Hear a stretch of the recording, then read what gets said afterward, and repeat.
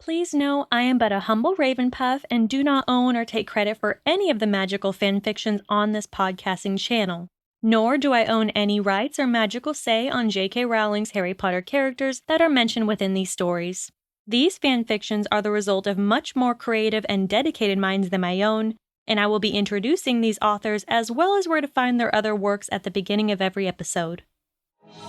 Hello, my magical brethren, and welcome to Fawkes Fics, a podcast that attempts the Sonorous Charm on some of your favorite Harry Potter fanfictions. So whether you're taking the night bus across town, de-gnoming your garden, or simply shopping through Diagon Alley, this is a podcast that allows even the busiest witches and wizards a chance to listen to their favorite fanfiction. So I'd say it's time we take a page out of Fawkes' book and light up this week's fanfiction. Fawkes Fics presents the unabridged audiobook of Isolation, written by Bex-Chan and narrated by Fawkes Fics. Bex-Chan's novel-length fanfiction can be located on fanfiction.net as well as archiveofourown.org. Warning: this fanfiction is rated mature for its explicit language, content, and themes. Chapter 17: Stars. Hermione groaned into her pillow as her alarm chased away the whispers of her playful dream. Draco had been deliriously wonderful last night, just as he had been their first time. Patient and unselfish, but still oozing that stubborn nonchalance that was definitely Malfoy. And, honestly, it was rather alluring. The nerves had affected her again, but she had certainly felt more comfortable this time, and something about the water trickling between their bodies had soothed her qualms and tickled her in a delicate but delicious way. "Granger, wrap your legs around my waist." Her sore muscles clenched as she recalled his lips and mumbles against her throat, luring her into a place that felt sinful, yet somehow safe.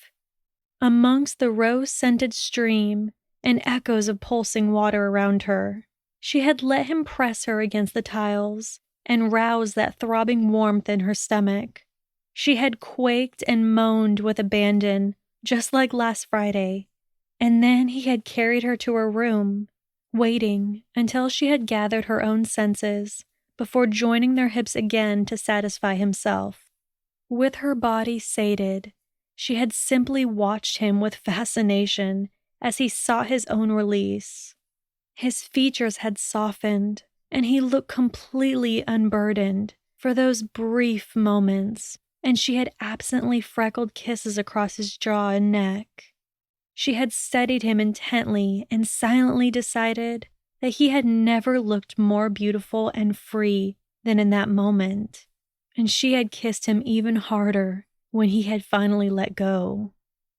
Her sheets were still damp from the shower drops and sweat, and while she knew the space next to her was going to be empty, she peeked under her lashes anyways, just to check.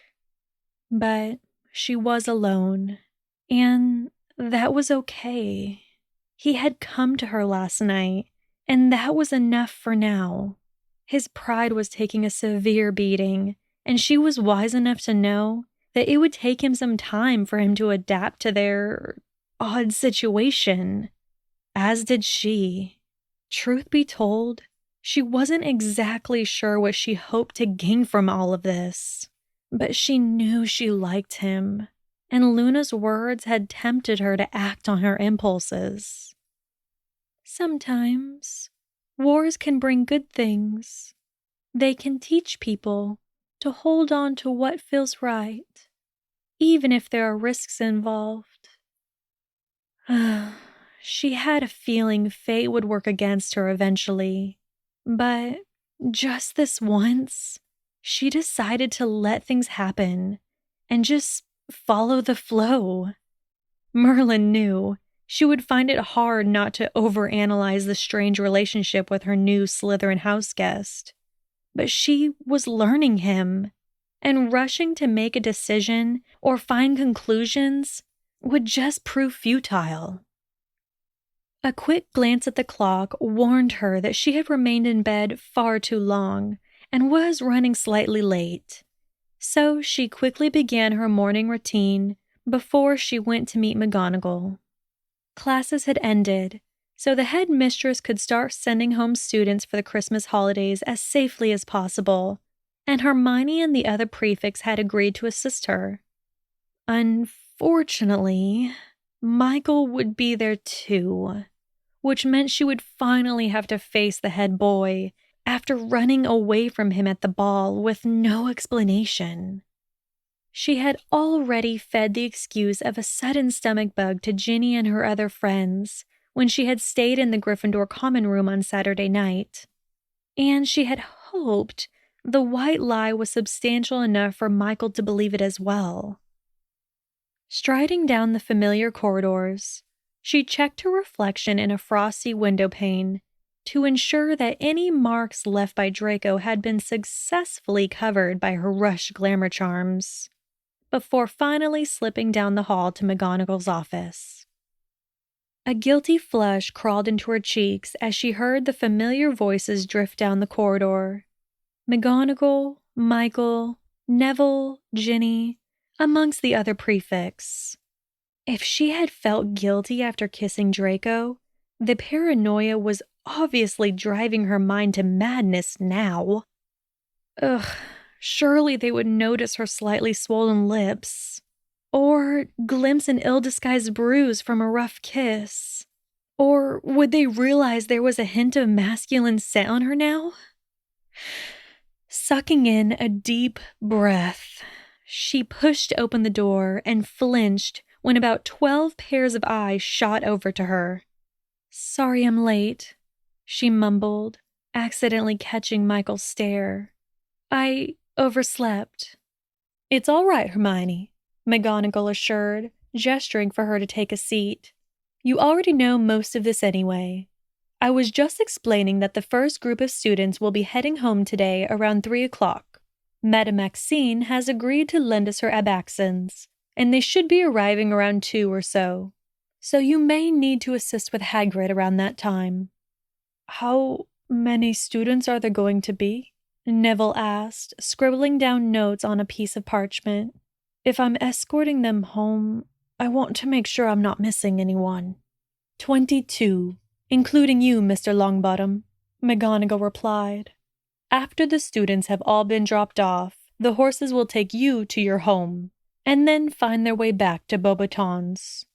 But all of you should help to ensure that the list of students are accounted for." "And who's taking the next group on Wednesday?" Ginny asked. "I am." Lee raised his hand. "I'm using the charm bus, right?"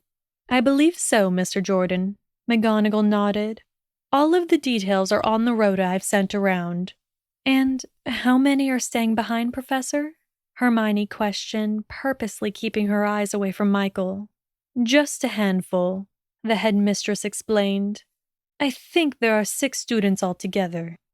Hermione concealed her frown as her friends continued with their questions, realizing that it would be a very lonely Christmas this year.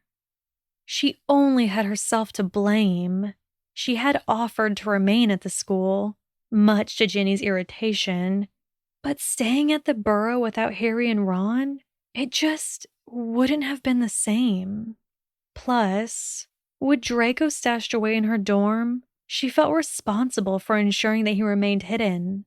And also, she wanted to help McGonagall keep things steady at Hogwarts. And the sad truth to it all was Hermione was content to just let Christmas slip by like any other day this year.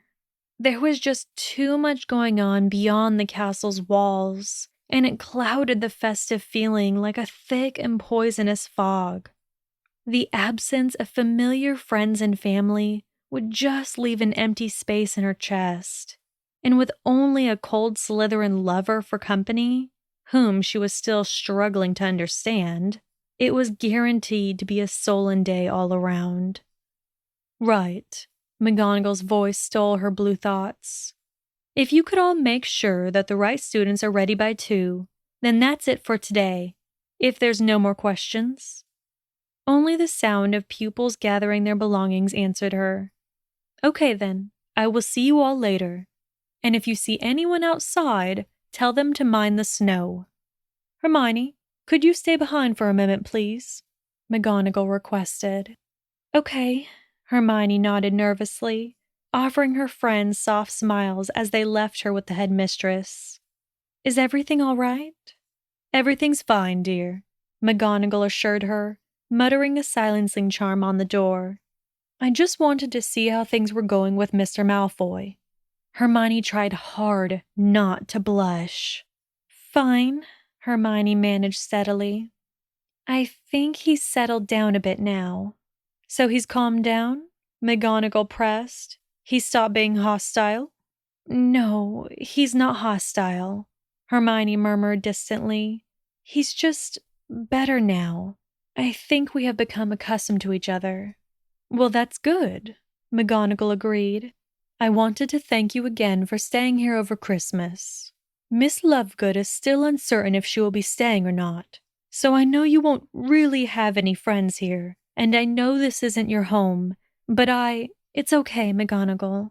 The young witch shrugged. It's just another day, right? And Hogwarts does feel like home sometimes. It's just not the same without Harry and Ron.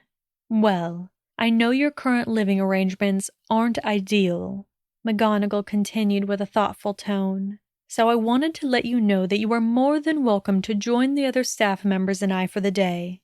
Thanks for the offer, Professor, Hermione interrupted quietly, but I think I'll just stay in my dorm and keep things normal for the day. You don't mind spending it alone with Mr. Malfoy? The headmistress asked, arching an eyebrow.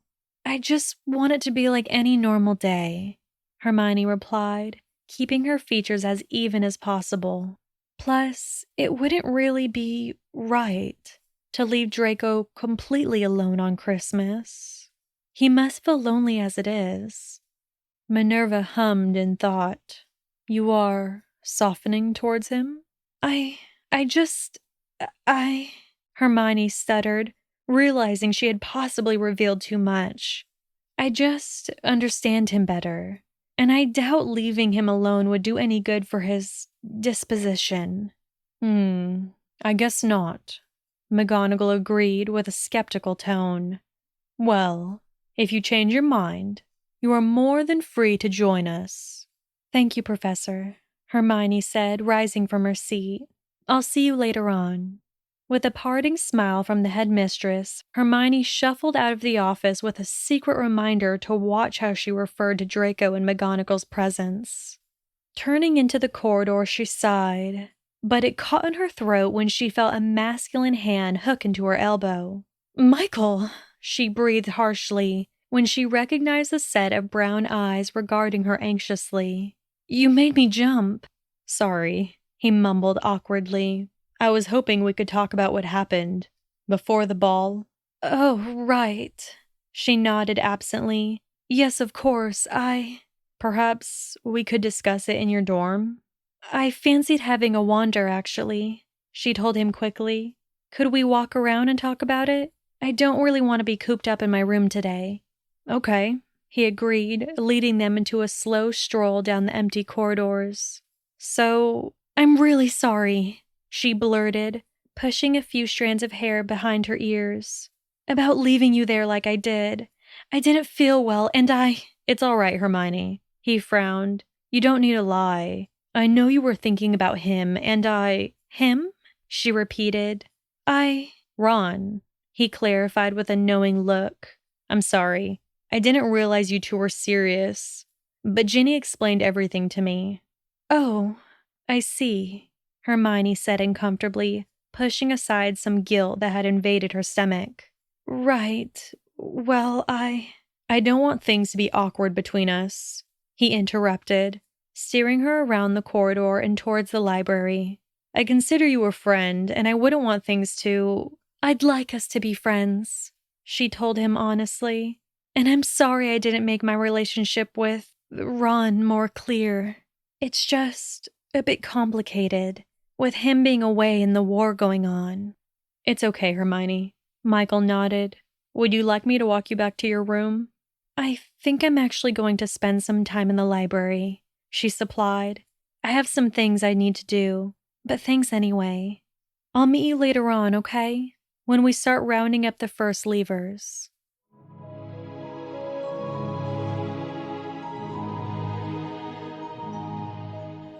Draco watched as light snow fell on the other side of the window pane.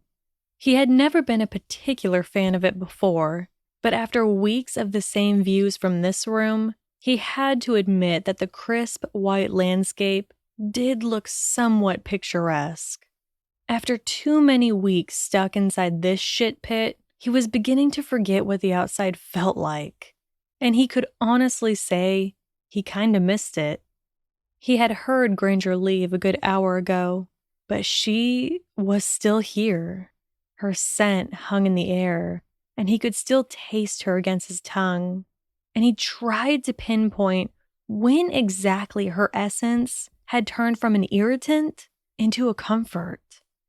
Despite his personal promises that shagging Granger would be a one-time incident, he had already resigned himself to the fact that he would do it again, and again, and again, until that troublesome craving for her in his gut had finally ebbed away. I mean, if it ebbed away. At least he had managed to wake up before her this morning. Every self-respecting male knew that lingering in a post-coital bed meant something deeper than a physical tumble between the sheets, and he'd sooner crucio himself before he let that happen. It was only meant to be one night. That little theory had certainly shriveled up and died, if their shower antics were anything to go by. He blamed her and her threat of a new prison for this. He could have questioned his reasons for pursuing Granger and possibly given himself a hernia in the process, but there seemed little point in overthinking a problem that had no solution. Knowing it was something he would regret in the future, he had decided to just take Granger's earlier advice and just do what felt right for the time being. I mean, there was nobody here to judge him or scold his deranged and dangerous behavior, and when she was the only element of his isolation that made his instincts tingle and his blood rush, refusing the desire to touch her just wasn't an option. If this was insanity, then all that talk about the happiness of madness was beginning to make some sense.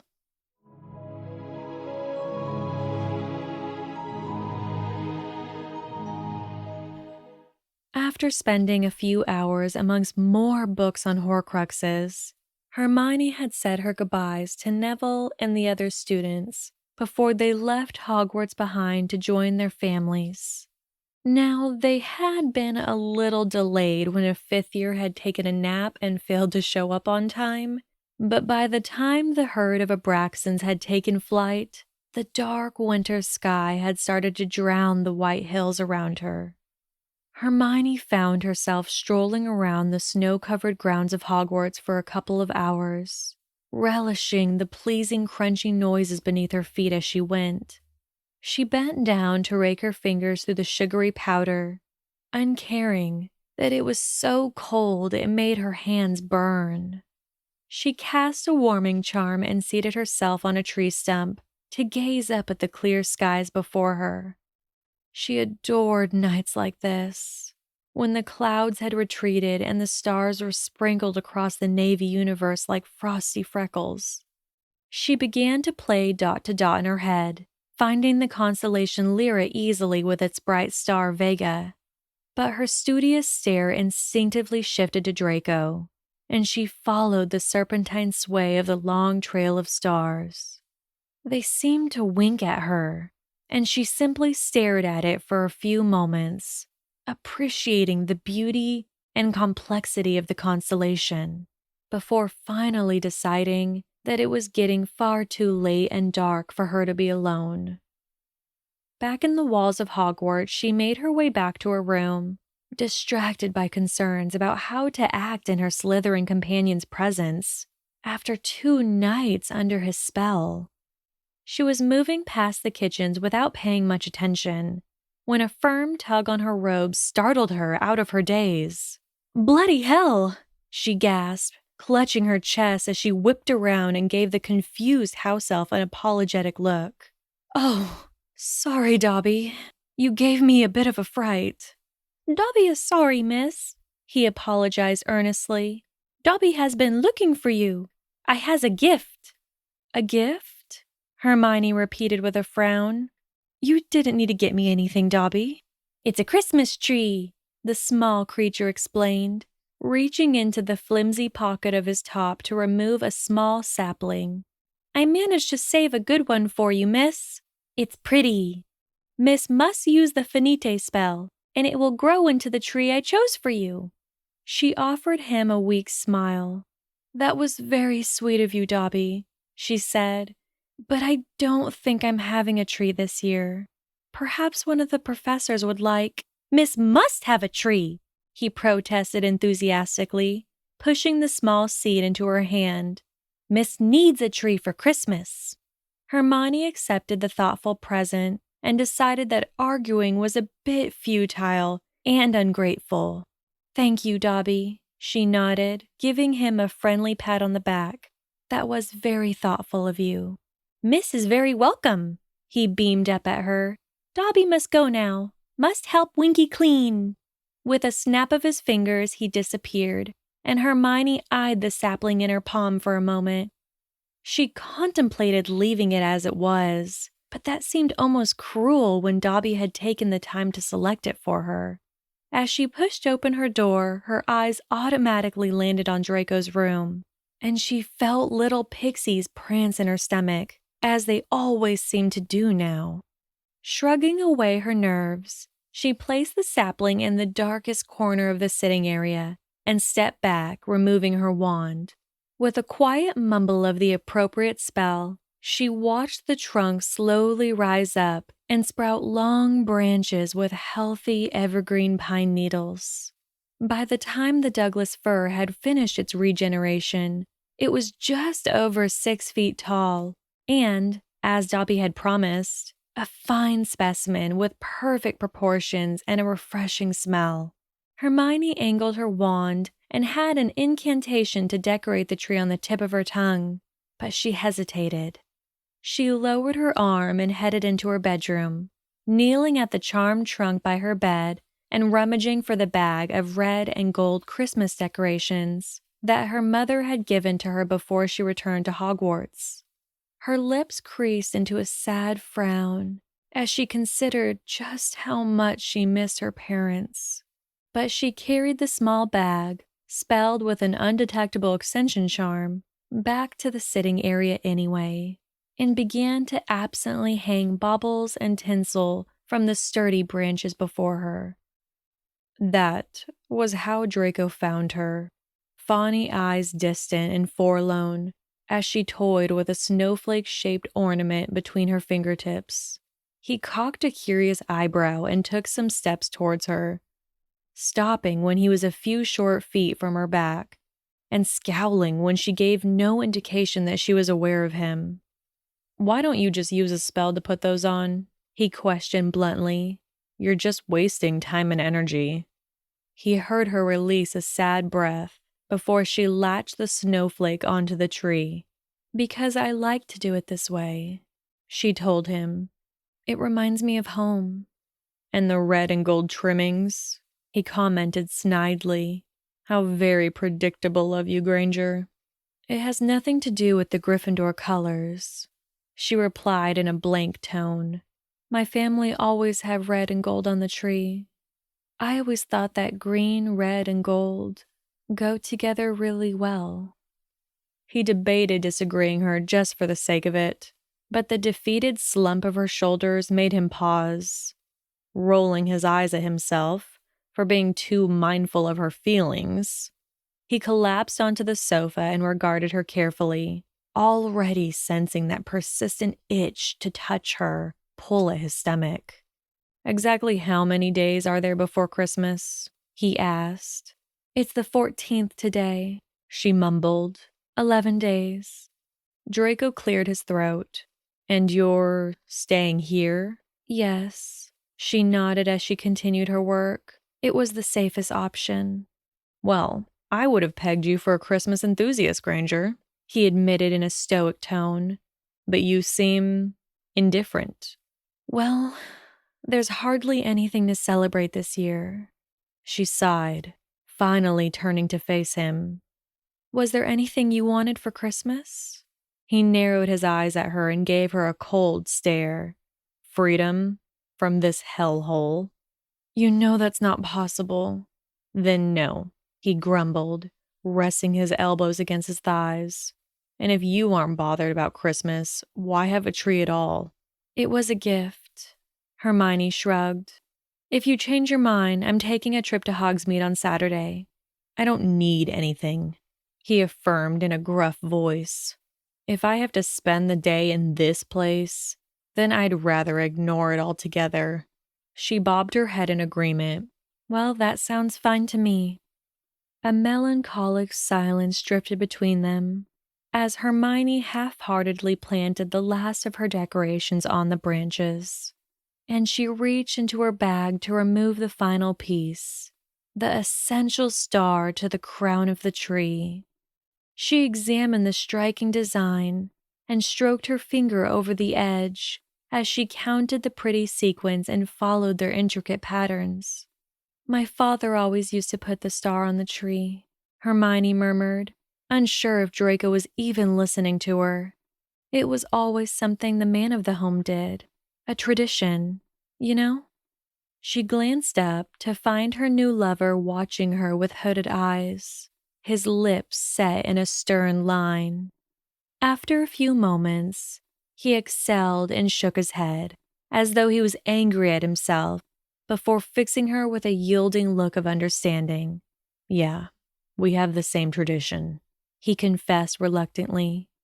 Hermione swallowed back the nerves in her throat and extended her arm to offer him the star. "I guess that would be you here," she said. "Care to do the honors?" Draco pushed her hand away. "This isn't a home, Granger." "Well, it's the closest thing we have to one," she offered sadly. "Besides, I can't reach and I'm not putting it on the tree," he finalized. "Just leave it, Granger." She frowned in defeat and placed it on the coffee table, shuffling her feet as she gathered the courage to mumble her next words. "Draco, I've been thinking." "Shocker." "Should we?" She trailed off with uncertainty. "Should we talk about our situation?" "No," he replied quickly. "Talking about it won't make a difference." "But Just leave things be, Granger." He hushed with a tense jaw. "Weren't you the one who said it was best to just let things flow?" Her eyes widened a fraction at that remark. "I guess I did say that." "Then I suggest you take a leaf out of your own book," he muttered, his eyes drooping to his lap. "I made my decision clear last night, and I don't want to discuss it any further." Hermione chewed her bottom lip as she realized she wanted him to stay with her tonight, if only because today had been a bitter reminder of just how lonely the next fortnight would inevitably be. She took a deep breath and tried to locate another dose of that Gryffindor bravery, which always seemed to wither whenever Draco was concerned. "I think I'm going to head to bed," she told him with a wavering voice. Are you coming?" Draco arched an eyebrow at her with slight surprise before he shook his head. "No," he answered, and Hermione had to fight hard to conceal her hurt. "Okay," she mumbled lamely, making her way towards her bedroom and feeling rather humiliated by his rejection. "Granger," Draco called just before Hermione reached the door. He clenched his eyes shut and massaged the bridge of his nose. conceding to the fact that his tattered dignity was questionable from this point on. "Leave your door unlocked. I might change my mind." Hermione's mouth twitched into a little smile before she slipped into her room, leaving him behind to glare at her unfinished tree. He stayed still for long minutes, his mind burdened with conflicting notions as his eyes shifted to the star on the table. A growl rumbled in his throat before he snatched it up and marched over to the tree, reaching up effortlessly to place it on top and complete the task Granger had started. He stepped back to give it a critical look and privately decided that green, red, and gold did indeed complement each other fairly well. And with a final grunt of surrender, he turned on his heel with absolutely no intention of heading to his own room.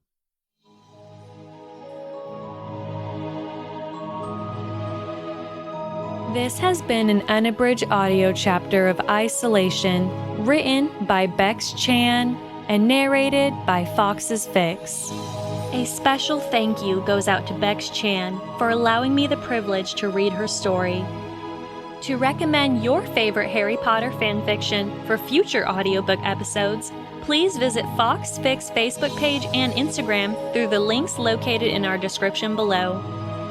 You can also help support us with donations through our PayPal account to help produce and shape in our future narrated fanfictions. Thank you for listening. Please join us next time for a continuation of this magical fanfiction. See you then!